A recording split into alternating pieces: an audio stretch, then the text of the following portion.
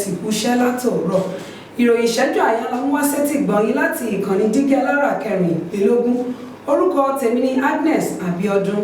Ìbẹ̀rùbojo ti dé bá abúlé kan ní ìpínlẹ̀ Borno látàrí pé Boko Haram ń gé orí àwọn àgbẹ̀ 13 ní lóko.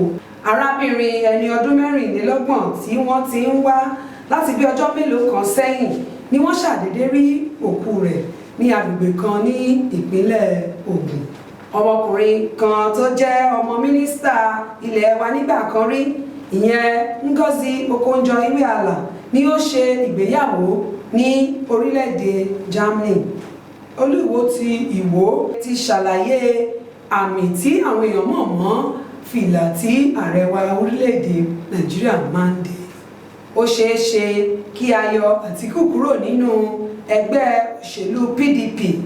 Èèkàn kan lára àwọn ẹgbẹ́ òṣèlú náà ló sọ bẹ́ẹ̀. Àwọn oní pure water daṣẹ́ sílẹ̀ ní ìpínlẹ̀ Ọ̀yọ́ látàrí bí wọ́n ṣe mú àdínkù bá òǹkà iye tó wà nínú báàgì pure water kan láti 20 sí 16. Iná sọ ní olú iléeṣẹ́ ilẹ̀ Canada tí ó wà ní ìlú Àbújá. Kò ní jù báyìí lọ lórí ìròyìn ìṣẹ́jú àyà fún ti tòní. Lẹ́ẹ̀kan sí, Agnes Abíọ́dún lórúkọ tèmi.